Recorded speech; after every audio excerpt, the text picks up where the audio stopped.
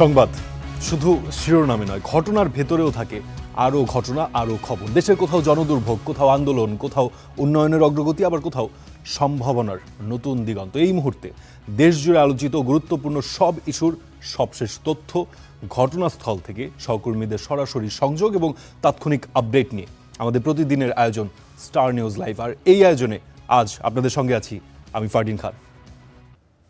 বাংলাদেশ জামায়াতে ইসলামীর কেন্দ্রীয় কার্যালয়ে 11 দলীয় ঐক্যের উদ্যোগে জরুরি প্রেস ব্রিফিং চলছে। আমরা সরাসরি যুক্ত হচ্ছি সেখানে। এরপরে 2021 সালে 19 জন মানুষের জীবন গিয়েছে। আমাদের জোটের অন্যতম শরীফ শীর্ষ নেতা আল্লামা মামুনুল সাহেবকেও গ্রেফতার করে নির্যাতন করা হয়েছে অমানবিক। এভাবে জাতীয় নেতৃবৃন্দ এই শাসন আমলে, ফেসিবাদীদের আমলে গুম হয়েছে, খুন হয়েছে, গণহত্যার শিকার হয়েছে অনেকে।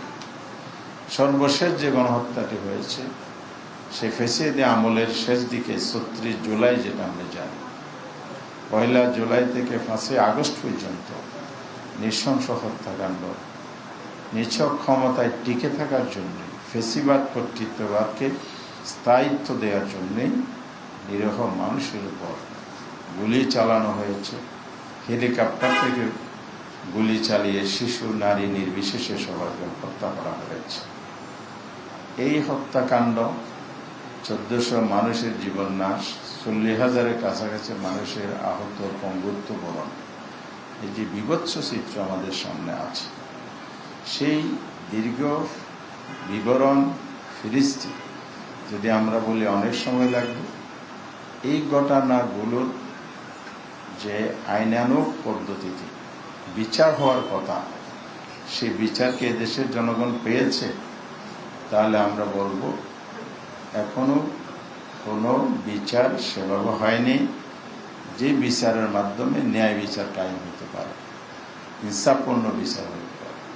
28 অক্টোবরের ঘটনায় তৎকালীন প্রধানমন্ত্রী, বিরোধী দলের নেত্রী ছিলেন, পরবর্তী প্রধানমন্ত্রী, এখন ভারতে যিনি পালিয়ে আশ্রয় নিয়েছেন শেখ হাসিনা, তিনি 1 নম্বর আসামি ছিলেন। এবং এই ঘটনায় তার দলের অনেকেই আসামি ছিলেন। ক্ষমতায় এসে ক্ষমতাকে ব্যবহার করে তারা সবাই মামলা থেকে অব্যাহতি নিয়েছে, আদালতকে ব্যবহার করে। এখানে বিচারহীনতার সংস্কৃতি প্রতিফলন আমরা স্পষ্ট লক্ষ্য করি। পরবর্তীকালেও কোনো ঘটনার বিচার হয়নি। শাপলা চত্বরের ঘটনা, উল্টো মামলা দিয়ে বিরোধী দল বা প্রতিপক্ষ আলেম ওলামাদেরকে মিথ্যা মামলা দিয়ে ফাঁসানো হয়েছে। সময়ে সময়ে তাদেরকে হয়রানি করা হয়েছে, জেলখানায় নির্যাতন করা হয়েছে।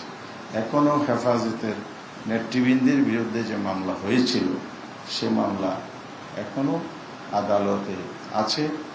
যারা প্রকৃত অর্থে হত্যাকাণ্ডের শিকার হয়েছে, মজলুম হয়েছে, তাদেরকেই মামলা দিয়ে হয়রানি করা হয়েছে।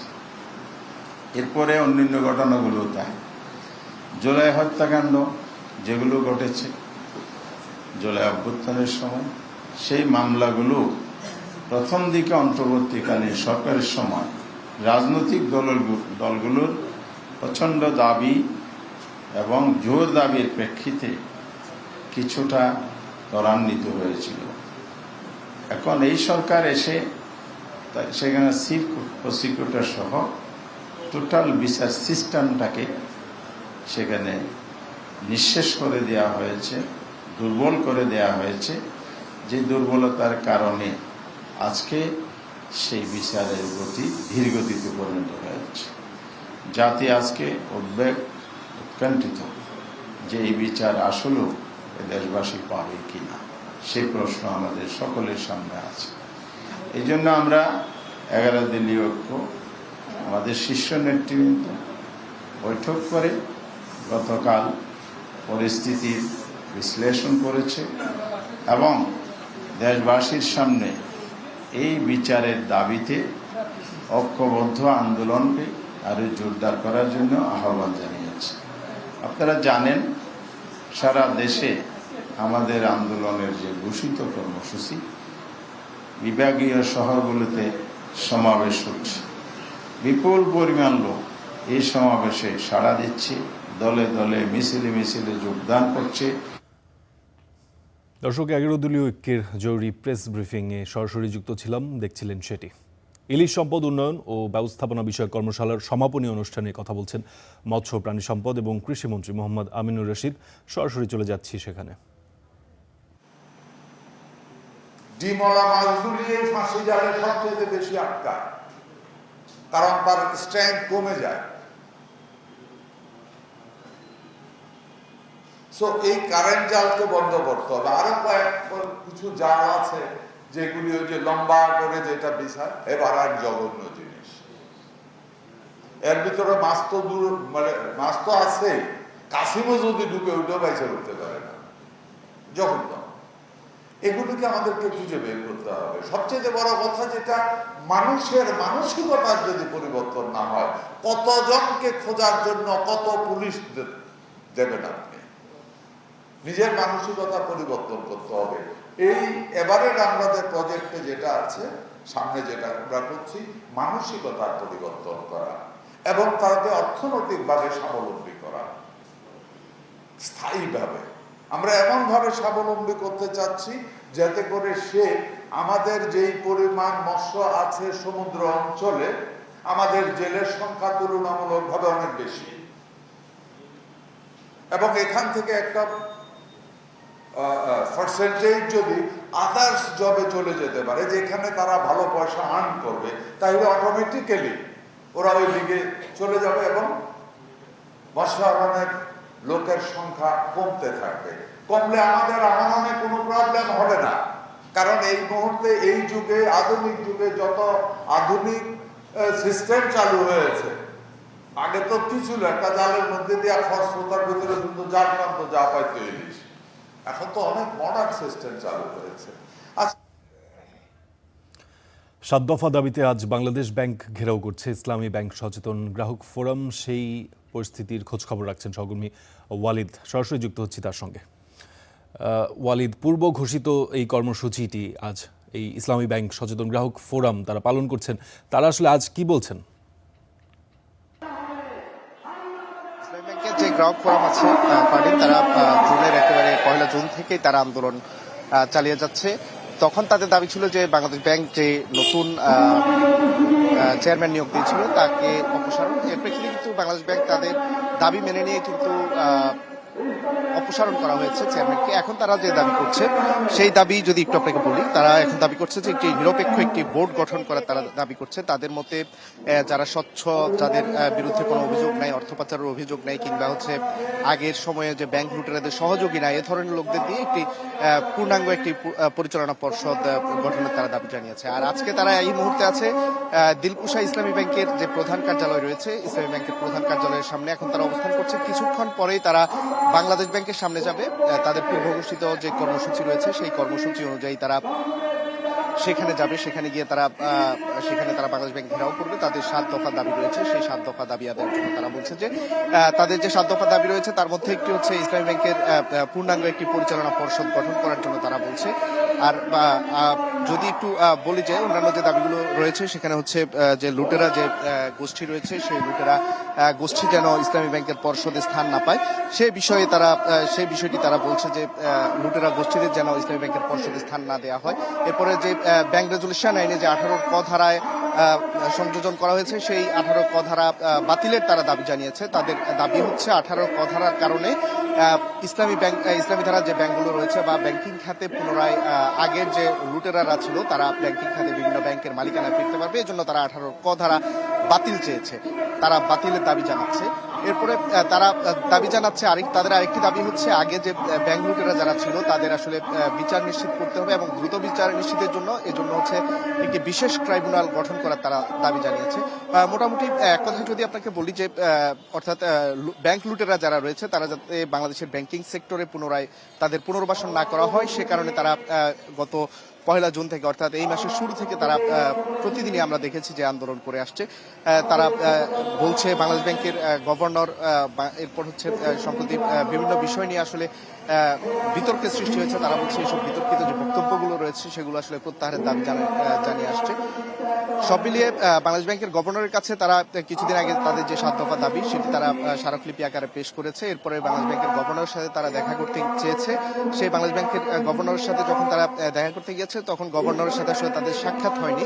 পরে একজন ডেপুটি গভর্নরের সঙ্গে তারা সাক্ষাৎ করে পুনরায় তারা তাদের দাবিগুলো জানিয়েছে। আমরা আপনাদেরকে যদি দেখাই যে আজও কিন্তু ইসলামী ব্যাংকের যে গ্রাহক ফোরামের ব্যানার কিন্তু আজকেও নারী যে গ্রাহক যারা রয়েছেন তারা দাবি করছেন সেই নারী গ্রাহকরাও কিন্তু আজকেও কিন্তু আন্দোলনে তাদের যে আজকে অবস্থান কর্মসূচি বা পদযাত্রা সেখানে তারা আজকেও অবস্থান নিয়েছেন। আমরা দেখছি যে আমরা এখানকার যারা এখানে অবস্থান নিয়েছেন তাদের সঙ্গে আমরা কথা বলেছি। তাদের মূলত একটি দাবি, তারা বলছেন যে ইসলামী ব্যাংক হচ্ছে বাংলাদেশের অর্থনীতি বাঁচিয়ে রেখেছে ইসলামী ব্যাংক, সেই ইসলামী ব্যাংককে কোনোভাবে যাতে ধ্বংস করতে না দেওয়া হয়। তারা বলছিলেন যে আসলে একটি গোষ্ঠী, তারা বলছেন সরকারের কয়েকজনের বিরুদ্ধে অভিযোগ তুলছেন যে তারাই আসলে সরকারকে বিপাকে ফেলার জন্য আসলে চেষ্টা করছেন। তো তারা বলছেন যে সরকার, বর্তমান যে নির্বাচিত সরকার রয়েছে সেই নির্বাচিত সরকারের কাছে তারা দাবি জানাচ্ছেন। তারা বলছেন নির্বাচিত সরকার ইসলামী ব্যাংককে একটি সুষ্ঠু পরিচালনা পর্ষদ যাতে দেয়া হয়, একটি পূর্ণাঙ্গ বোর্ড যাতে খুব ক্লিন ইমেজের ব্যক্তিদেরকে দিয়ে যাতে একটি পূর্ণাঙ্গ পর্ষদ গঠন করা হয় সেই দাবি তারা জানাচ্ছেন সরকারের কাছে। তারা বলছেন যে ইসলামী ব্যাংক আসলে যেহেতু বাংলাদেশের যে রেমিটেন্স আসে, বাংলাদেশ যে রেমিটেন্স আয় পায় সেই রেমিটেন্স কিন্তু বড় একটি অংশ কিন্তু একাই ইসলামী ব্যাংক সংগ্রহ করে। সে কারণে সব মিলিয়ে হচ্ছে বাংলাদেশের যে ব্যাংকিং খাতের অস্থিরতা দূর করতে ইসলামী ব্যাংকের যেই পর্ষদ সেই পর্ষদ পূর্ণাঙ্গ একটি পর্ষদ গঠন ইমেজের ব্যক্তিদেরকে দিয়ে এবং এখানে অস্থিরতা দূর করার জন্য তারা সরকারের কাছে আহ্বান জানাচ্ছেন। ফারদিন। জি ওয়ালিদ, আপনাকে ধন্যবাদ। দর্শক, সচেতন ইসলামী ব্যাংক গ্রাহক ফোরাম তারা তাদের 7 দফা দাবি নিয়ে বাংলাদেশ ব্যাংক ঘেরাও করেছে। সহকর্মী ওয়ালিদ সেই সম্পর্কে বিস্তারিত জানাচ্ছিলেন। উজানে ভারী বর্ষণ ও পাহাড়ি ঢলে দেশের উত্তর ও উত্তর পূর্বাঞ্চলের নদ নদীর পানি কমতে শুরু করেছে। সার্বিক বন্যা পরিস্থিতি ও নদীর পানির বৃদ্ধির সর্বশেষ তথ্য জানাতে আমাদের সঙ্গে যুক্ত হচ্ছেন শেরপুর থেকে মুরাদ হোসেন, লালমনিরহাট থেকে সাব্বির আহমেদ এবং সুনামগঞ্জ থেকে যুক্ত হচ্ছেন আমির মাহমুদ। শুরুতেই যুক্ত হতে চাই শেরপুরে আমাদের সঙ্গে যুক্ত আছেন মুরাদ এবং তিনজনকেই আমরা দেখতে পাচ্ছি। শুরুতেই যদি একটু মুরাদের কাছে জানতে চাই, নদ নদীর পানি বৃদ্ধির যে বিষয়টি সেটি আসলে বিপদ সীমার কতটুকু উপরে রয়েছে সে সম্পর্কে যদি জানাতেন। প্রতিটি নদীতে আমরা দেখেছি কিন্তু পানি ভরে গেছিল, কিন্তু বিশেষ করে মহারশী, সোমেশ্বরী এবং চেল্লাখালী নদীতে কিন্তু অধিক পরিমাণে পানি আসে। ফলে আমরা দেখেছি যে পূর্বের যে ভাঙন ছিল সেই ভাঙনগুলো দিয়ে এবং কি পার উপচে বিভিন্ন জায়গায় লোকালয়ে কিন্তু পানি ঢুকে, ফলে কিন্তু নিম্নাঞ্চল প্লাবিত হয়েছে এবং কি জলাবদ্ধতার সৃষ্টি হয়েছে। আমি এই মুহূর্তে যুক্ত ছিলাম শেরপুরের ঝিনাইগাতি উপজেলার মহারশী নদীর পাড়ে। আমরা সকাল থেকেই দেখেছি যে সকালে পানি অনেকটা বেশি থাকলেই কিন্তু আকাশ ভালো থাকায় এবং কি বৃষ্টিপাত না হয় কিন্তু পানি ক্রমেই কমে যাচ্ছে, ফলে যে ক্ষত চিহ্নগুলো রয়েছে সেগুলো কিন্তু বেশি উঠেছে, আমরা কিন্তু সকাল থেকেই লক্ষ্য করছি। অন্যদিকে যে নদীর তীরবর্তী মানুষ যারা রয়েছে এবং কি নিম্নাঞ্চলে যারা রয়েছে তাদের মধ্যে কিন্তু নদীর তীরবর্তী মানুষদের মধ্যে স্বস্তি পেলেও কিন্তু নিম্নাঞ্চলে যে মানুষগুলো রয়েছে জলাবদ্ধতায় কিন্তু তারা ব্যাপক ভোগান্তিতে পড়েছে। অন্যদিকে পানি উন্নয়ন বোর্ড আমাদেরকে যেটি জানিয়েছে যে উজানে যদি ভারী বর্ষণ হয় তাহলে কিন্তু আবারও ঢল আসতে পারে, এছাড়া আর কিন্তু কোনো বন্যার কিন্তু শঙ্কা নেই। তবে আমাদের শেরপুরের নদ নদীগুলো মূলত নির্ভর করে ভারতের মেঘালয় রাজ্যে। যখনই বৃষ্টিপাত হয় তখনই কিন্তু মেঘালয়ের পাহাড়ের এবং সমতল ভূমির যে পানি রয়েছে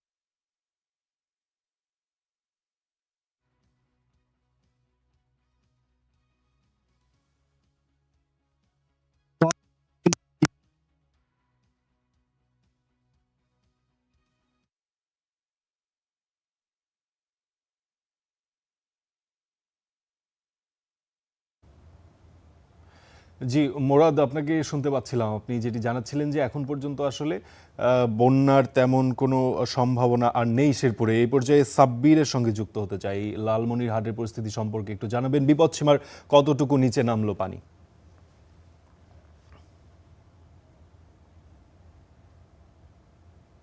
ফারদিন, কিছুক্ষণ আগের যে পানি উন্নয়ন বোর্ডের তথ্য মতে বিপদসীমার 37 সেন্টিমিটার নিচ দিয়ে পানি প্রবাহিত হচ্ছে। এর ফলে আপাতত তিস্তার বন্যার যে সংখ্যাটি রয়েছে আপাতত সেটি নেই। তবে পানি উন্নয়ন বোর্ডের কিন্তু একটি 3 দিনের বন্যার পূর্বাভাস রয়েছে। আমি এখন এই মুহূর্তে দেখছি যে একটু আকাশ মেঘলা রয়েছে। যদি বৃষ্টি শুরু হয় সেক্ষেত্রে পানি কিছুটা বাড়তে পারে। তবে ভারত থেকে যে উজানি ঢল এবং ভারী বৃষ্টিপাত এবং উজানি ঢল যেটি আসছিল সেটি অনেকটা কমে গেছে, যার ফলে তিস্তার পানি একেবারেই কমে গিয়েছে। এখন তিস্তায় আপাতত বন্যার কোনো পরিস্থিতি নেই। তবে আমি এখন তিস্তার একটি চারণভূমিতে রয়েছি। এই চারণভূমিটিতেই কিন্তু তিস্তা পাড়ের মানুষ যারা গবাদি পশু পালন করে তারা কিন্তু এই চারণভূমিটাতে কিন্তু গরু ছাগল এখানে কিন্তু ঘাস এইটাতে চড়ানো হয়। ফলে এই যে গত 3-4 দিন তিস্তা পাড়ের যে পানি ডুবে থাকার কারণে এই চারণভূমির ঘাসগুলো একেবারেই নিমজ্জিত হয়ে গেছে, নষ্ট হয়ে গেছে। এবং আমি এর আগে বলেছি যে বেশ কিছু ফসলেরও ক্ষয়ক্ষতি হয়েছে। সব মিলে লালমনিরহাটে আপাতত তিস্তার পানি বৃদ্ধির কোনো খবর নেই এবং এই হচ্ছে লালমনিরহাটের পরিস্থিতি। যদি পানি বৃদ্ধি পায় সেক্ষেত্রে পরে আপনাকে জানাতে পারবো। ফারদিন। আপনাকে ধন্যবাদ লালমনিরহাটের পরিস্থিতি জানানোর জন্য। আমির মাহবুব, আপনি নিশ্চয়ই আমাকে শুনতে পাচ্ছেন। সুনামগঞ্জের পরিস্থিতি আমাদের জানাবেন। আপনি সুনামগঞ্জের, আমরা জানি যে হাওর এলাকা কিছুদিন আগে ফসলের অনেক ক্ষতি হয়েছে, সে সম্পর্কে আপনি জানিয়েছেন। এই মুহূর্তে পানি কতটুকু বিপদসীমার নিচে রয়েছে বা উপরে রয়েছে, কি তথ্য জানাবেন?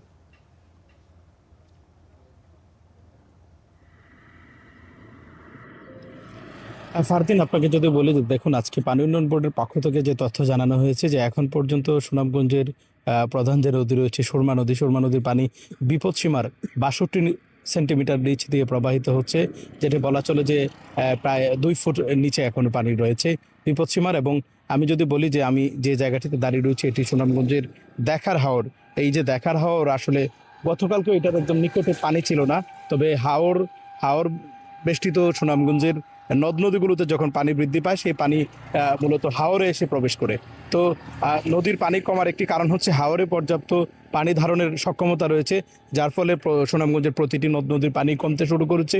গতকাল রাত থেকে বৃষ্টিপাত নেই। বৃষ্টিপাত না থাকার ফলে একই সাথে ভারতের মেঘালয়েও তেমন একটি বৃষ্টিপাত হয়নি বলে আমরা আবহাওয়া সূত্রে জানতে পেরেছি, যার ফলে সুনামগঞ্জের নদ নদীর পানিগুলো হ্রাস পেতে শুরু করেছে। এই হ্রাস পাওয়ার সাথে সাথে গতকালকে যেসব নিম্নাঞ্চল প্লাবিত হয়েছিল সেসব এলাকার পানি নেমে গেছে বলে নিশ্চিত হয়েছি। আমরা কথা বলেছিলাম পানি উন্নয়ন বোর্ডের কর্মকর্তার সাথে, তিনি যেটি বলছেন আগামী 48 ঘন্টা আবারও পূর্বাভাস রয়েছে ভারী বৃষ্টিপাতের।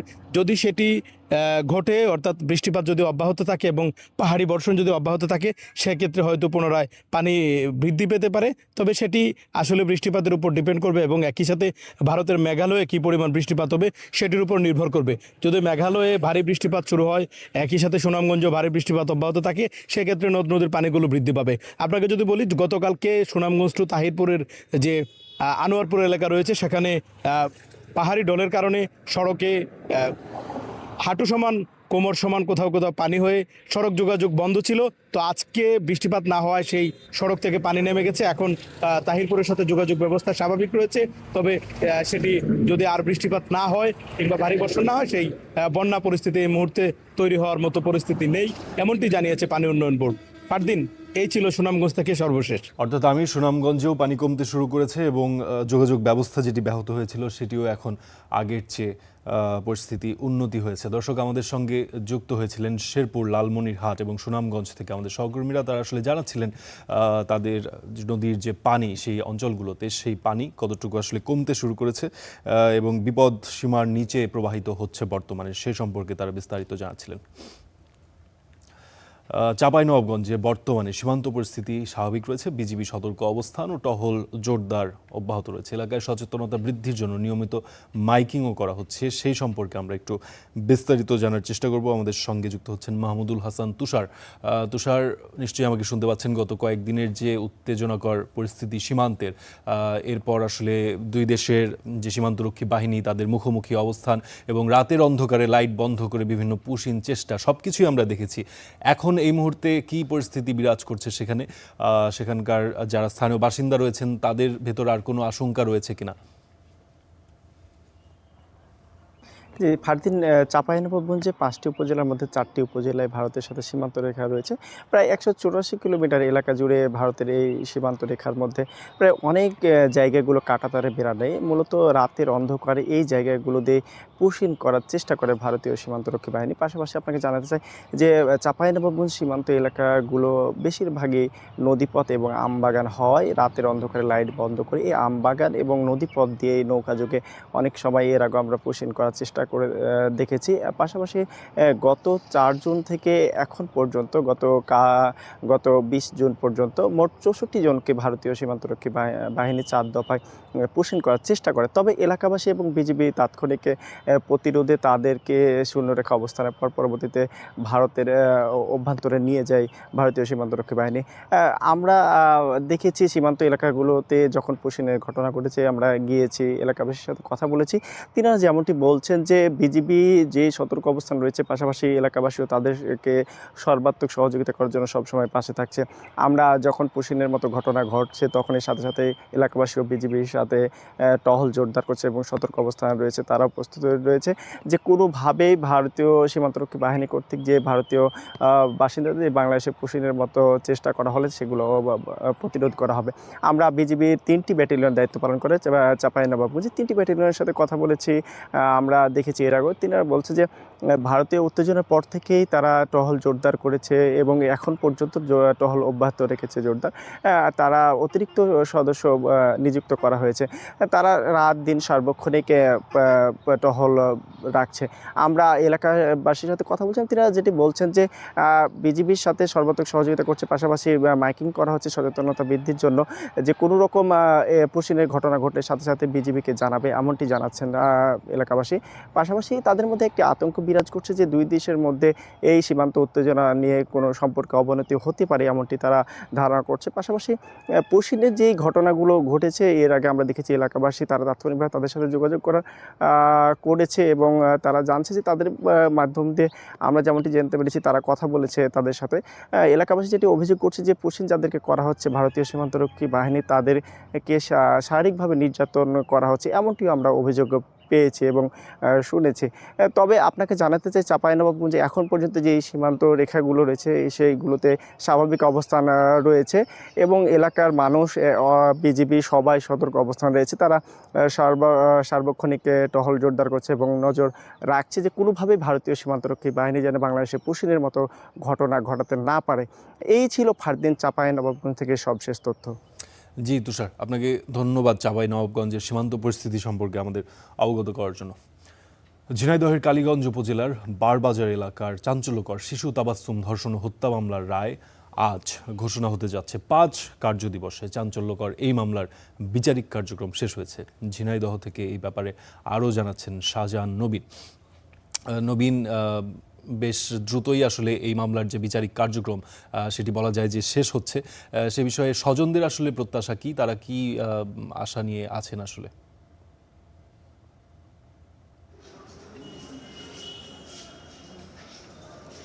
ফারদিন, আপনি যেমনটি বলছিলেন যে আসলে গত ফেব্রুয়ারি মাসের 26 তারিখে ঝিনাইদহের কালীগঞ্জের বারোবাজার এলাকায় শিশু তাবাসসুমকে ধর্ষণের পরে শ্বাসরোধে হত্যা করা একটি ঘটনা ঘটে এবং ওই ঘটনায় কিন্তু 26 ফেব্রুয়ারি মানে শিশু তাবাসসুমের বাবা বাদী হয়ে মামলা করেন এবং সেই মামলার রায় আজকে ঘোষণা হবে। আমি এখন এই মুহূর্তে রয়েছি ঝিনাইদহ চিফ জুডিশিয়াল ম্যাজিস্ট্রেট আদালতের শিশু সহিংসতা দমন ট্রাইব্যুনালের সামনে এবং এই ট্রাইব্যুনালে এই মুহূর্তে কিন্তু ভিতরে বিচারক তিনি রায় পড়া শুরু করেছেন এবং আমরা এমন জানতে পেরেছি বিশেষ করে শিশু তাবাসসুমের বাবা এখানে আছেন, তিনি এজলাসের ভিতরে রয়েছেন। তার সঙ্গে আমরা সকালে কথা বলেছি, তিনি বলেছেন যে তিনি সর্বোচ্চ শাস্তি এই ঘটনায় তিনি দাবি করেন। পাশাপাশি যারা আইনজীবী রয়েছেন, বিশেষ করে এই মামলায় যিনি সরকার পক্ষের আইনজীবী হিসেবে যিনি কাজ করেছেন আইনজীবী, তারা বলছেন যে এই চাঞ্চল্যকর এই ঘটনায় 4 বছরের শিশু তাবাসসুমকে বর্বরচিতভাবে ধর্ষণ করা হয় এবং তারপরে তাকে শ্বাসরোধে হত্যা করা হয় এবং সেই মামলার একমাত্র আসামি তিনিও কিন্তু স্বীকারোক্তিমূলক জবানবন্দি দিয়েছেন আদালতে। সব মিলিয়ে আইনজীবীদের প্রত্যাশা এবং শিশু তাবাসসুমের পরিবারের প্রত্যাশা, তার স্বজনদের প্রত্যাশা, এই মামলায় হয়তো সর্বোচ্চ শাস্তি তারা পেতে পারেন, তাদের প্রত্যাশা। তবে আমরা এখনও নিশ্চিত নই যে আসলে শাস্তি কী হতে যাচ্ছে বা কী রায় হতে যাচ্ছে। কিছুক্ষণ পরে হয়তো আমরা জানতে পারবো যে এই বহুল আলোচিত এই মামলার রায় কী হতে পারে। তবে সাধারণ মানুষের কিন্তু এই ব্যাপারে আগ্রহ রয়েছে। তারা বলছেন যে মাত্র 5 কার্যদিবসে এরকম চাঞ্চল্যকর একটি মামলার রায় হওয়া এটি অবশ্যই বাংলাদেশের আদালত ব্যবস্থায় একটি মাইলফলক হয়ে থাকবে। তো ঝিনাইদহ থেকে এই ছিল আমার কাছে সবশেষ ফারদিন। জি নবীন, আপনাকে অসংখ্য ধন্যবাদ। আসলে শিশু ধর্ষণ এবং হত্যার যে ব্যাপারটি, এটি আসলে বলা যায় যে স্পর্শকাতর বিষয় এবং সঠিক বিচারটি হোক সেটি আমাদের প্রত্যাশা। স্টার নিউজ লাইভ দেখছেন, ফিরছি একটু পর।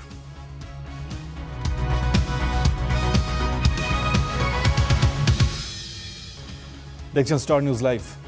বরগুনায় এখনও পুরোপুরি নিয়ন্ত্রণে আসেনি হামের সংক্রমণ। এ নিয়ে জানাতে বরগুনা সদর হাসপাতাল থেকে যুক্ত হচ্ছেন নুরুল আহাদ অনেক। কথা বলবো অনেকের সঙ্গে। জি অনেক, নিশ্চয়ই আমাকে শুনতে পাচ্ছেন। বরগুনায় এখনও হাম পরিস্থিতি নিয়ন্ত্রণে আসেনি বলে আমরা জানতে পেরেছি। যেটি কী পরিস্থিতি আপনি হাসপাতালে গিয়ে দেখছেন, সেখানে নতুন রোগীরা আসছেন কিনা এবং সেখানকার যারা কর্তৃপক্ষ আছেন হাসপাতালের তাদের কাছ থেকে কী তথ্য পাচ্ছেন? ফারদিন, আমি এই মুহূর্তে দাঁড়িয়ে রয়েছি বরগুনার যে 250 শয্যা বিশিষ্ট জেনারেল হাসপাতাল এখানে এই মুহূর্তে কিন্তু 26 জন রোগী ভর্তি আছে। হাম আজকে কিছুদিন আগে কিছুটা কমলেও আবারও কিন্তু বরগুনাতে হামের প্রাদুর্ভাব বাড়ছে।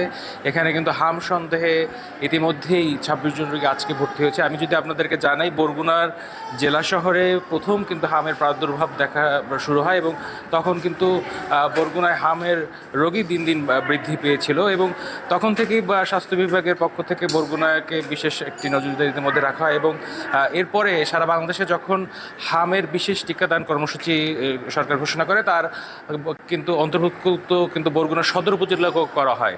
এরই প্রেক্ষিতে বরগুনায় প্রায় আমরা যতদূর জেনেছি, বরগুনা জেলায় কিন্তু সমগ্র জেলায় কিন্তু হামের যে বিশেষ টিকা সেটি দেওয়া হয়েছে।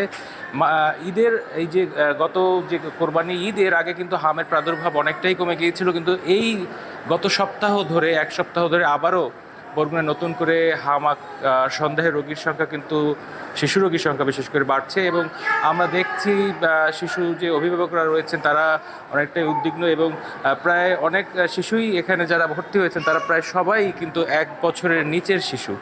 এছাড়া এর আগে আমরা বৃদ্ধ বয়স্ক কিছু মানুষকেও আমরা দেখেছিলাম। যদি আমরা বলি, এই যে আমরা যে ওয়ার্ডটিতে দাঁড়িয়েছি, এটিকে কিন্তু একদিকে হাম, অন্যদিকে ডেঙ্গু ডেডিকেটেড করা হয়েছে। সেই বিশেষায়িত যে ডেঙ্গু হামের যে ওয়ার্ডটি আছে, সেই ওয়ার্ডটি আমরা এখন দেখাচ্ছি। আমরা আপনাদেরকে জানাতে চাই, ইতিমধ্যেই বরগুনায় প্রায় 850 কিন্তু হাম সন্দেহে বরগুনার হাসপাতালে চিকিৎসা নিয়েছেন। বিশেষ করে এই বেশিরভাগ রোগী কিন্তু বরগুনার সদর উপজেলার যে 250 শয্যা বিশিষ্ট জেনারেল হাসপাতাল আছে, সেই হাসপাতালে কিন্তু তারা চিকিৎসা নিয়েছেন। এছাড়া আরেকটি বিষয় বলতে চাই, বরগুনাতে আরেকটি ভালো একটি দিক রয়েছে, যেটি বরগুনায় এখন পর্যন্ত মৃত্যুর সংখ্যা অনেকটাই কম। এই পর্যন্ত হাম সন্দেহে মৃত্যু হয়েছে 2 জনের এবং হাম নিশ্চিত হয়ে মৃত্যু হয়েছে 3 জনের। সর্বমোট 5 জনের মৃত্যু বরগুনা জেলায় হয়েছে। আমরা যতদূর স্বাস্থ্য বিভাগের যে তথ্য রয়েছে সেই তথ্য থেকে যতদূর জানতে পেরেছি। আমরা কথা বলেছি বরগুনার যে সিভিল সার্জন আছেন তার সাথে, তিনি আমাদেরকে জানিয়েছেন সেই হামের প্রকোপ শুরু হওয়ার পর থেকে বরগুনার বিভিন্ন উপজেলার যে স্বাস্থ্য কমপ্লেক্সগুলো আছে সেগুলোতে প্রস্তুতি নেওয়া হয়েছে। এছাড়াও আমরা কথা বলেছি বরগুনা জেনারেল হাসপাতালের যে তত্ত্বাবধায়ক রয়েছে তার সাথে, তিনি একটি বিষয় বলছেন যে বরগুনায় হাম সন্দেহে যে রোগী ভর্তি হচ্ছে তাদের বিষয়ে কিন্তু তারা চেষ্টা করছেন তাদের সর্বোচ্চ দিয়ে এবং এখানে বেড থেকে অন্যান্য ওষুধ যেসব কিছু আছে সেগুলো সংকুলন কম রয়েছে, সীমাবদ্ধতা থাকলেও তারা তাদের আসলে যে সামর্থ্য সেই সামর্থ্য দিয়ে কিন্তু চেষ্টা করছেন। আমরা সচেতন নাগরিকদের সাথে কথা বলেছি, তাদের একটাই দাবি ছিল বরগুনা যে চিকিৎসা সেবা যেটি রয়েছে সেটি সন্তোষজনক হলেও এখানে যে উন্নত চিকিৎসা বা আইসিইউ বা ভেন্টিলেশন এই রকমের কোনো ব্যবস্থা বরগুনা নেই। এই ক্ষেত্রে যেসব শিশু রোগী আসলে এই ক্রিটিক্যাল দিকে চলে যায়, সেই রোগীদের কিন্তু বরগুনা থেকে বাইরে বরিশাল বা ঢাকায় কিন্তু চিকিৎসার জন্য পাঠানো হয়। এছাড়া আরেকটি বিষয় যদি বলি, বরগুনার যে 250 শয্যা যে হাসপাতালটি রয়েছে, এই হাসপাতালের কিন্তু শিশু চিকিৎসক মাত্র 1 জন এবং সেই বিপুল সংখ্যক শিশুদের চিকিৎসা কিন্তু সেই 1 জন চিকিৎসক দিচ্ছেন।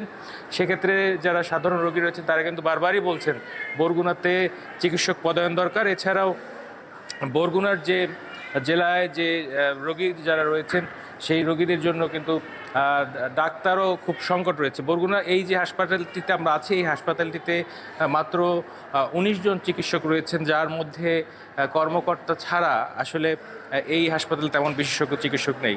আমরা কথা বলেছি বরগুনার জেনারেল হাসপাতালের যিনি তত্ত্বাবধায়ক রয়েছেন তার সাথে। তিনি আমাদেরকে বলেছেন হামের যারা সন্দেহ রোগী ভর্তি হচ্ছেন তাদের চিকিৎসা সেবায় তারা ইতিমধ্যেই আইসোলেশন ওয়ার্ড করেছেন এবং সেখানে কিন্তু শিশুরা চিকিৎসা দেওয়া হচ্ছে এবং তারা সর্বোচ্চ চেষ্টা করছেন এই শিশুদের চিকিৎসা দিতে। এই ছিল বরগুনা থেকে আমার কাছে সবশেষ ফারদিন। অনেক ধন্যবাদ আপনাকে। চট্টগ্রামে বিক্ষোভ করছেন 6 ব্যাংকের চাকরিচ্যুত কর্মকর্তা কর্মচারীরা। এ নিয়ে জানাতে নগরীর নিউ মার্কেট মোড় থেকে যুক্ত হচ্ছেন সৈয়দ তামিম মাহমুদ। তামিম, যারা আন্দোলনরত অবস্থায় আছেন তাদের আসলে কি কি দাবি দেওয়া রয়েছে এবং কি কি কর্মসূচি তারা পালন করছেন বা কোন ধরনের কর্মসূচি তারা ঘোষণা করতে পারেন, কি তথ্য পেলেন? কিন্তু চট্টগ্রামের যে নিউ মার্কেট এলাকায় কিন্তু আন্দোলন চলছে, সেই আন্দোলনের প্রেক্ষিতে কিন্তু যারা 6 ব্যাংকে যারা চাকরিচ্যুত কর্মকর্তা কর্মচারী আছে তারা কিন্তু এই আন্দোলন শুরু করেছে এবং কিছু আগে তারা একটি বিক্ষোভ মিছিলও কিন্তু করে এবং তাদের সাথে আমরা কথা বলেছি। তারা যদি বলছেন যে বিভিন্ন তারা সব ধরনের পরীক্ষা এবং নিয়োগ পরীক্ষা সহ অন্যান্য যে ব্যাংকিং পরীক্ষা আছে সেগুলো পরীক্ষা দিয়ে পাশ করার পরও তাদেরকে চাকরিচ্যুত করা হচ্ছে এবং তারা সব ধরনের পরীক্ষা উত্তীর্ণ হওয়ার পরও তাদের যে নিয়মিত যে পরীক্ষা সেগুলো উত্তীর্ণ হওয়ার পরও তাদেরকে আসলে সেই পর্যায়ে না দেওয়ার কারণে তাদেরকে কোন ধরনের আগাম নোটিশ না দিয়ে তাদেরকে টার্মিনেশন লেটার হাতে ধরিয়ে দিয়ে তাদেরকে কিন্তু চাকরিচ্যুত করা হচ্ছে এবং তারা যদি বলছেন যে এই চাকরিচ্যুত কোনোভাবেই তারা মেনে নেবেন না এবং তারা যাতে দ্রুততম সময়ে তাদের চাকরি ফেরত দেওয়া হয় সেই কথা তারা বলছে। আমরা যদি একটু কথা বলতে চাই, আসলে আপনাদেরকে চাকরিচ্যুত করা যে কথাটা বলা হচ্ছে সেটা আসলে কি, মানে আপনারা কি চান আসলে? আমাদের প্রোগ্রাম শেষ, আমরা রাস্তাটা ছেড়ে দিচ্ছি। কথা বলছে তো অধীনস্থরা কথা বলছে। থ্যাংক ইউ আমরা রাস্তাটা ছেড়ে দিচ্ছি। আমাদের প্রোগ্রাম শেষ, আমাদের প্রোগ্রাম শেষ, রাস্তাটা ছেড়ে দিলে ভালো হয়। যে বিষয়টি সেই বিষয়টি আসলে তারা চাচ্ছেন যাদের চাকরিচ্যুত করা হয়েছে তারা যাতে এই চাকরি তাদের পুনর্বহাল করা হয় এবং প্রধানমন্ত্রীর কাছে তারা আবেদন করছেন যাতে এই চাকরি যাতে যারা চাকরিচ্যুত হয়েছে যারা ইসলামী ব্যাংকে তাদের যাতে চাকরি ফিরিয়ে দেওয়া হয় এবং তাদের যে পাওনা দিয়ে আছে সেগুলো পরিশোধ করা হয়। কারণ তাদের সাথে শুধু তারাই না, তাদের সাথে তাদের পরিবার পরিজন আছে এবং পরিজনের সাথে অনেকগুলো মুখ জড়িত যারা আসলে এই চাকরির উপরে নির্ভরশীল। আমরা একটু যদি কথা বলতে চাই, আসলে আপনারা যারা চাকরিচ্যুত হয়েছেন আপনাদের কি ধরনের বিপদে পড়ছেন? আমাদের প্রোগ্রাম এখানে শেষ। কি বিপদে পড়ছেন আসলে আপনারা? আমরা সামাজিক, মানসিক, শারীরিকভাবে খুবই আমাদের চাকরিটা অন্যায্যভাবে আমাদেরকে টার্মিনেট করা হয়েছে। আমাদের একটাই দাবি, আমাদের চাকরিটা পুনর্বহাল চাই, আমরা সুশাসন চাই। আমরা মাননীয় প্রধানমন্ত্রীর কাছে আমাদের চাকরিটা পুনর্বহালের দাবি জানাচ্ছি। আমাদের এক দফা এক দাবি। আপনারা তো পরীক্ষা দিয়েছেন। হ্যাঁ, অবশ্যই আমরা পরীক্ষা দিয়েছি। ব্যাংকিং পরীক্ষাগুলো দিয়েছেন, তারপর আপনাদের কেন এই ধরনের কাজ করা হবে? আমাদের সাথে এটা অবৈধভাবে 5 আগস্টের পর থেকে জোরপূর্বক এরা ব্যাংক দখল করে এরা একটা নির্দিষ্ট দলের লোকদেরকে চাকরিতে বহাল করার জন্য আমাদেরকে টার্মিনেশন করছে। আচ্ছা, এখানে আপনারা একটা অভিযোগ করছেন যে শুধু চট্টগ্রামে যারা আছে তাদেরকেই টার্মিনেট করা হচ্ছে, ধরনের অভিযোগ করছে। আসলে অভিযোগটা কি আসলে? না, এটা পরিকল্পিতভাবে চট্টগ্রামের সিংহভাগ, তবে এখানে সারা বাংলাদেশের এমপ্লয়ি ছিল যাদেরকে জোরপূর্বক টার্মিনেট করা হয়েছে শুধুমাত্র তারা দলীয় এজেন্ডা বাস্তবায়ন এবং দলীয় কর্মীদেরকে নিয়োগ দেওয়ার জন্য। এটা সারা বাংলাদেশ জানে এবং ইভেন বাংলাদেশ ব্যাংক এটা নিয়ে বিবৃতিও দিয়েছে যে আমাদেরকে জাস্ট টার্মিনেট করা হয়েছে তাদের কর্মীদেরকে রিপ্লেসমেন্ট করার জন্য। আমরা এই অবৈধ টার্মিনেশন মানি না। আমরা অনতিবিলম্বে মাননীয় সরকারের কাছে, মাননীয় প্রধানমন্ত্রী জনাব তারেক রহমানের কাছে আমাদের দ্রুত পুনর্বহাল চাই। আপনারা বিভিন্ন মিডিয়ার মাধ্যমে অলরেডি জেনেছেন যে এরা আমাদেরকে টার্মিনেশন করার পরে 3 মাসের মধ্যে 6000 ওরা এমপ্লয়ি নিয়োগ করছে। 3 মাসের মধ্যে সবগুলো ওদের নির্দিষ্ট দলের লোক। এটা আপনারা বিভিন্ন মিডিয়ায় জানছেন, বিভিন্ন পত্রপত্রিকায় জানছেন, এমনকি সংসদে এটা নিয়ে কথা হয়েছে। আমাদের দাবি হচ্ছে আমাদের চাকরি পুনর্বহাল করা হোক, আমাদেরকে সম্পূর্ণ ক্ষতিপূরণ বেতন সহ বেতনে আমাদেরকে পুনর্বহাল করা হোক। আমরা সম্পূর্ণ all kinds of procedures maintain করে আমরা কিন্তু এখানে চাকরিতে জয়েন করছি, কিন্তু এদের কথা হচ্ছে আমরা কোনো ধরনের কি করে না পরীক্ষা দিই না, যেটা সম্পূর্ণ মিথ্যা, ভুয়া এবং কোনো ধরনের বেসলেস কথাবার্তা এটা। আচ্ছা, একটু আপনাদের আরো কর্মসূচি আছে এর সামনে, আপনারা কি করবেন আসলে এই ধরনের?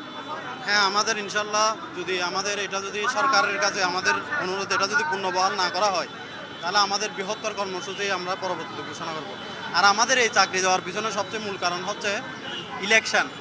যখন নির্বাচন শুরু হয়েছিল, নির্বাচনের আগে ইসলাম ব্যাংক থেকে একটা লিস্ট চাওয়া হয়েছিল ইলেকশন কমিশন থেকে লিজ যখন চাওয়া হয়েছিল তখন আপনারা সবাই মিডিয়ার মাধ্যমে জানতে পেরেছেন তৎকালীন জামাতের শফিকুল ইসলাম মাসুদ সাহেব উনি একটা ভিডিও কনফারেন্স করেছিল। ওই ভিডিও কনফারেন্সের মধ্যে উনি যে কি আমাদের ইসলাম ব্যাংকের যে এমপ্লয়িগুলো আছে ওদের সবার লিস্টগুলো ওরা কি কালেকশনে যখন ডাকা হয়েছিল, এটা মূল সমস্যা। শুনছিলেন আসলে যে সেই 6 ব্যাংকে যারা কর্মচারী আছে তারা বারবার বলছে তাদের চাকরি যাতে ফেরত দেওয়া হয়, এবং প্রধানমন্ত্রীকে তারা আবেদন জানিয়েছেন যে দ্রুততম সময়ের সাথে তাদের যাতে চাকরি ফিরিয়ে দেওয়া হয়, এবং বিভিন্ন ধরনের পরীক্ষা যে কথা বলা হচ্ছে কেউ না নিয়ে যারা যাতে অনেক দিন ধরে কাজ করছেন তাদের সেই কাজের বিবেচনায় নিয়ে তাদের জন্য চাকরি ফিরিয়ে দেওয়া হয়। এই ছিল তাদের আবেদন। চট্টগ্রাম থেকে এই ছিল আমার কাছে সবচেয়ে সংবাদ। ফারদিন। জি, পরিষ্কার তামিম, আপনি আমাদের সঙ্গে যুক্ত হয়ে বিস্তারিত আসলে জানানোর চেষ্টা করছিলেন। প্রস্তাবিত বাজেট ও রাজস্ব লক্ষ্যমাত্রা নিয়ে সেন্টার ফর গভর্নেন্স স্টাডিজের আয়োজনে চলছে বিশেষ আলোচনা। সরাসরি যুক্ত হচ্ছে সেখানে। 5 মাস খেটে এবং পরিশ্রম করে একটা বিবিএসকে একটা টাস্ক ফোর্সের একটা সুপারিশ দিয়েছিলাম। এই সুপারিশগুলো একটাও বাস্তবায়ন হয়নি, এখনো আসেনি। বাংলাদেশের যে উপাত্ত সামনের যে বাজেটগুলো হবে, আমাদের তো গুণগত পরিবর্তনের দিকে যেতে হবে। এই রিপোর্টটি কেউ বাস্তবায়ন করছে না, তাহলে কেন এই কাজগুলো করলাম? এর জন্য ইন্টারিম গভর্নমেন্ট যারা ছিলেন তাদেরও দায়িত্ব ছিল। বর্তমান সরকারকে আমি বলবো যে অত্যন্ত গুরুত্বের সাথে বিষয়টি বিবেচনা করার জন্য। যাই হোক, বাজেটের আলোচনায় যেহেতু বলছিলাম, জিল্লুর ভাই আমাকে থামিয়ে দিবেন আমার সময় যদি চলে যায়। আমি আমার মূল কথাটা মনে হয় বলে ফেলেছি যে আমার মনে হয় যে আমরা বাজেটের আকার বৃদ্ধি করছি। আর 1 মিনিট আছে, ঠিক আছে। আমরা আকার বৃদ্ধি করছি কিন্তু আকারের যে ইউটিলাইজেশনের জায়গায় সেটি হচ্ছে না। আমি একটি প্রকল্পের পিডি ছিলাম। আমার কাছে আজকে ফিনান্সিয়াল স্টেটমেন্টের কথা আসছে এখানে সুন্দর করে। আমার কাছে আসে জুন মাসের 28 তারিখে 2 দিনের ভিতরে কিভাবে আমি টাকা ব্যয় করব, এই পিছনের জায়গাগুলোকে খেয়াল করতে হবে না, গভর্নেন্সের জায়গা খেয়াল করতে হবে না, খালি দোষ দিলে হবে না। আগে নিজেদের আত্মসমালোচনাও আমাদের করতে হবে, কোথায় সুশাসনের ঘাটতি কোথায় আছে। আমি ফাইনালি যেটি বলতে চাই, এই মুহূর্তে বাংলাদেশের জন্য অত্যন্ত গুরুত্বপূর্ণ হচ্ছে ডেমোগ্রাফিক ডিভিডেন্ড, যেটাকে বাজেটের শেষ দিকে অর্থমন্ত্রী বলেছেন যে ডেমোগ্রাফিক ডিভিডেন্ড, লংজিভিটি ডিভিডেন্ড, একই সাথে ডেমোক্রেটিক ডিভিডেন্ড।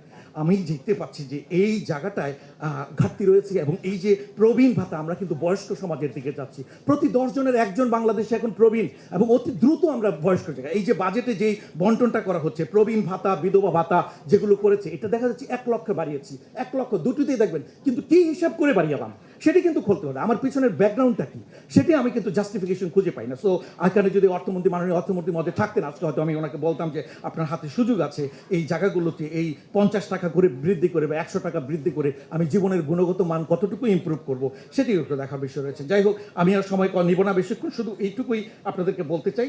সরকার যে জনসংখ্যা নীতি করেছে 2025-এ, সেখানে বলা আছে 2072 সালে গিয়ে নাকি ডেমোগ্রাফিক ডিভিডেন্ডের বেনিফিট পাবো। আমি বলবো we are in a wrong direction, we need to revisit the policies again. এবং অ্যাগেইন আমি বলবো যে ফ্যামিলি প্ল্যানিং যে স্ট্র্যাটেজিটি তৈরি করেছে, বাংলাদেশের আজকে উন্নয়নের মূল কেন্দ্রবিন্দু হচ্ছে ফ্যামিলি প্ল্যানিং বা পরিকল্পনা করে। এটির ওয়েলবিং পার্সপেক্টিভ থেকে যদি না চিন্তা করি, যে কৌশলটা হয়েছে সেই কৌশলের বাস্তবায়নের কোনো অগ্রগতি আমি দেখছি না। সো আমার আপিল থাকবে এই জায়গাগুলোতে যে আমরা যদি এই পপুলেশন পলিসি রিভিজিট করি, সঠিক উপাত্তের ভিত্তিতে যদি আমরা চিন্তা করি, তাহলে বিয়ন্ড নাম্বারস অবশ্যই আমি বলবো যে হ্যাঁ, এখানে গুণগত জায়গায় রাখবে, টেকসই উন্নয়নের লক্ষ্যমাত্রা আমরা অর্জন করতে পারবো। এবং যে জায়গাগুলো আপনাকে বলেছি যে আমাদের সঠিক উপাত্তের ভিত্তিতে, উপাত্তের বাইরে যে ডেটার যে স্ট্রেংথ সেটিও খেয়াল করতে হবে, এবং প্রত্যেকটি মানুষের অধিকার প্রতিফলিত হবে বাজেটে, সবার দৃষ্টিভঙ্গি আসবে।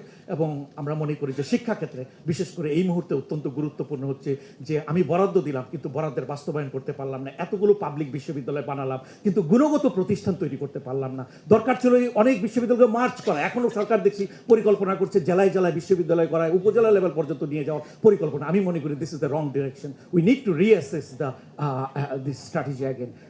এবং এই কথা বলে শেষ করছি। অনেক ধন্যবাদ জিল্লুর ভাই আমাকে আমন্ত্রণ করার জন্য, এবং আমার আজকে বিশ্ববিদ্যালয় দিবস উপলক্ষে একটি প্রোগ্রামও রয়েছে, আমি আরও 1 ঘন্টা খানেকের কাছাকাছি শুনবো, কিন্তু তারপর আমি আমার মতো করে চলে যাব। অনেক ধন্যবাদ।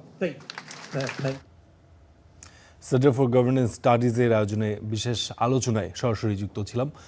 স্টার নিউজ লাইভ দেখছেন, ফিরছি একটু পর।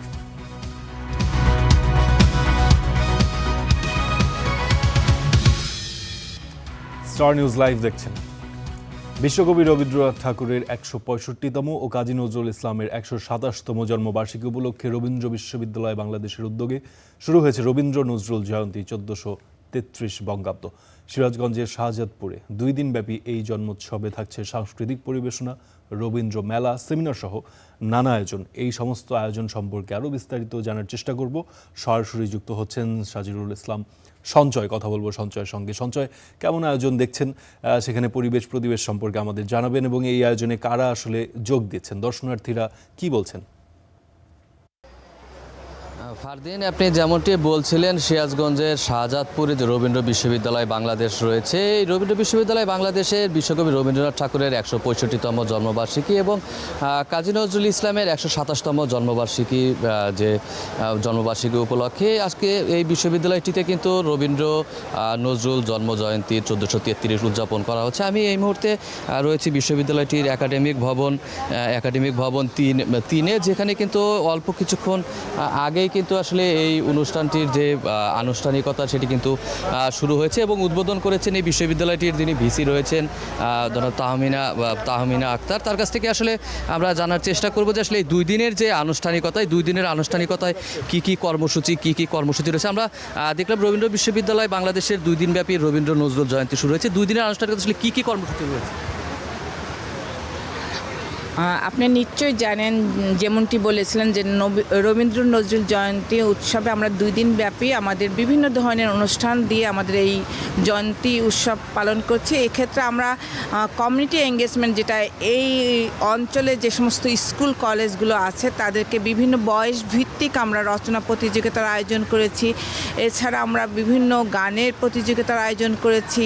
অন্যদিকে আমরা রবীন্দ্রর যে পল্লীউন্নয়ন এবং সমবায় ভাবনা ছিল তার উপর আমরা সেমিনারের আয়োজন করেছি। আমরা আয়োজন করেছি আমাদের বিশ্ব কবি রবীন্দ্রনাথের আমাদের যে সঙ্গীত বিভাগ, তারাও সুন্দর পরিবেশন করবেন গানের সাধারণ স্টুডেন্টদের জন্য। তাছাড়া নজরুলের উপর আমাদের সেমিনার রয়েছে। সেখানে আমাদের যুগান্তর পত্রিকার সম্পাদক আসবেন, যিনি নজরুল গবেষক। বিভিন্ন বিশ্ববিদ্যালয় থেকে, আমাদের বাংলাদেশের বিভিন্ন বিশ্ববিদ্যালয় থেকে অংশগ্রহণ করছে ছাত্রছাত্রীরা।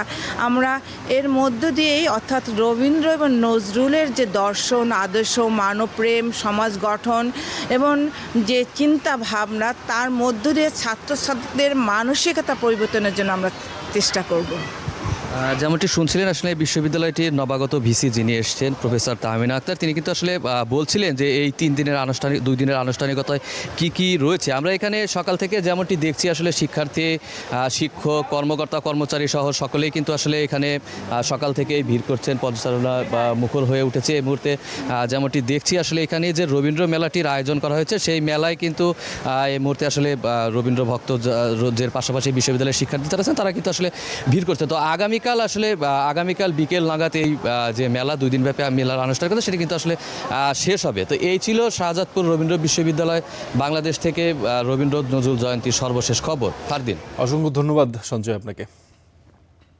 নোয়াখালী বিজ্ঞান ও প্রযুক্তি বিশ্ববিদ্যালয়ে 20তম বিশ্ববিদ্যালয় দিবস উদযাপনের প্রধান অতিথি হিসেবে যোগ দেবেন শিক্ষামন্ত্রী ডক্টর আনম এহসানুল হক মিলন। এ নিয়ে আরও জানাতে সরাসরি যুক্ত হচ্ছেন গোলাম কিবরিয়া রাহাত।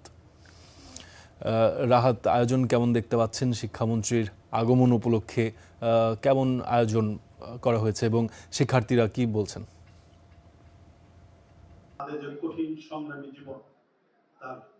আপনি যেমনটি বলছিলেন, আজকে নোয়াখালী বিজ্ঞান ও প্রযুক্তি বিশ্ববিদ্যালয়ের 20তম প্রতিষ্ঠাবার্ষিকী। আপনাকে যদি একটু স্মরণ করে দিতে চাই, 2006 সালের আজকের এই দিনে তৎকালীন যিনি বাংলাদেশের প্রধানমন্ত্রী ছিলেন বেগম খালেদা জিয়া এই বিশ্ববিদ্যালয়ের ভিত্তিপ্রস্তর স্থাপন করেন। এরপরে নানা চড়াই উতরাই তৎকালীন সরকারের যারা ক্ষমতা ছিল, তখন কিন্তু এই বিশ্ববিদ্যালয়ের দিবসটা নিয়ে পরিবর্তন করা হয়েছে। আজকে আসলে তত্ত্বাবধায়ক গত যে সরকার ছিল, তত্ত্বাবধায়ক সরকারের পরেই কিন্তু এই সরকার আসার পরে এই দিবসটাকে তার যে সঠিক দিনে কিন্তু প্রচার করা হচ্ছে এবং আজকে এই বিশ্ববিদ্যালয় প্রতিষ্ঠাবার্ষিকী উপলক্ষে আসলে বিভিন্ন অনুষ্ঠান আয়োজন করা হয়েছে। এই সকালে বিশ্ববিদ্যালয়ের প্রাঙ্গণে এক বর্ণাঢ্য র্যালি আয়োজন করা হয়। এরপর বেলুন উড়িয়ে এবং অনুষ্ঠানের উদ্বোধন করেন এবং কেক কেটে অনুষ্ঠান উদ্বোধন করেন বাংলাদেশ সরকারের মাননীয় শিক্ষামন্ত্রী ডক্টর আনম এহসানুল হক মিলন। এছাড়া অনুষ্ঠানে আরও উপস্থিত ছিলেন স্থানীয় যে সংসদ সদস্য আছেন মোহাম্মদ শাহজাহান এবং বিশ্ববিদ্যালয় মঞ্জুরি কমিশনের চেয়ারম্যান ডক্টর মামুন আহমেদ এবং বিশ্ববিদ্যালয় উপাচার্য মোহাম্মদ শফিকুল ইসলাম। এছাড়া আরও উপস্থিত ছিলেন বিশ্ববিদ্যালয়ের উপাচার্য গোলাম রাব্বানি। আজকে এছাড়াও বিকেলে একটি সাংস্কৃতিক অনুষ্ঠানের আয়োজন করা হয়েছে। এই বিকালে একটি সাংস্কৃতিক অনুষ্ঠানের আয়োজন করা হয়েছে। এই ছিল নোয়াখালী বিজ্ঞান ও প্রযুক্তি বিশ্ববিদ্যালয় থেকে আমার কাছে এই মুহূর্তে সর্বশেষ অবস্থা। জাতীয় প্রেস ক্লাবে বাজেটে তামাক খাতে কর আরোপ ও নীতি সংস্কার নিয়ে সংবাদ সম্মেলনে কথা বলছেন বক্তারা। সরাসরি চলে যাচ্ছি সেখানে। স্মোকিংয়ের চেয়ে স্মোকলেসের পরিমাণ কিন্তু বেশি। তাহলে আপনি যে রোডম্যাপ তৈরি করছেন যে একটা নির্দিষ্ট সময়ের পরে আমি টোবাকো ফ্রি কান্ট্রি হতে চাই, সেই টোবাকো ফ্রি কান্ট্রি হতে চাইলে স্মোকিং টোবাকোকে আপনার যতটুকু প্রায়োরিটাইজ করা উচিত, স্মোকলেস টোবাকোকেও কিন্তু আপনার ততটুকুই প্রায়োরিটাইজ করা উচিত।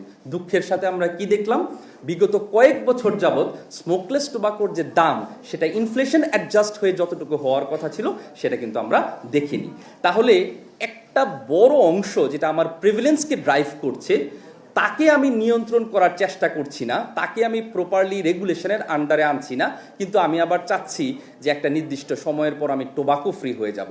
সো সেই ক্ষেত্রে আমার এই পাবলিক হেলথ গোল কতটুকু আসলে অ্যাচিভ করতে পারবো সেটা আমার কাছে সন্দেহজনক মনে হয়। সে কারণে আমার মনে হয় যে স্মোকিং টোবাকোর স্ট্রাকচার, ট্যাক্স স্ট্রাকচার এবং স্মোকিং টোবাকোর ট্যাক্স নিয়ে যখন আমরা আলোচনা করি, স্মোকলেস টোবাকো আমাদের ওই পলিসিগুলির মধ্যে ইকুয়াল প্রায়োরিটি আসলে পাওয়া উচিত। এবং আমার কাছে মনে হয় যে এখনও সুযোগ রয়েছে ফাইন্যান্স বিলের মধ্যে যদি আমরা দেখতে পাই যে স্মোকলেস টোবাকো রিডাকশনের জন্য কি ধরনের স্পেসিফিক পদ্ধতি আসলে গ্রহণ করা হবে, এরকম কিছু ডিটেইল ইনস্ট্রাকশন যদি সেখানে দেওয়া থাকে।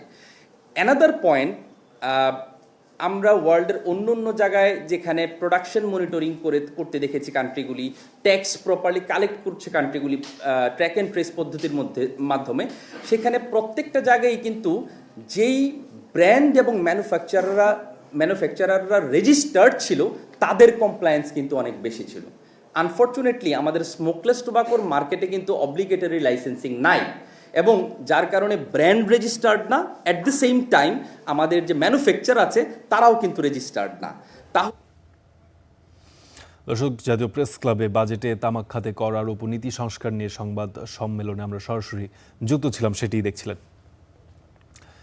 এই ছিল স্টার নিউজ লাইভ, আপনাদের সঙ্গে ছিলাম আমি ফারদিন খান।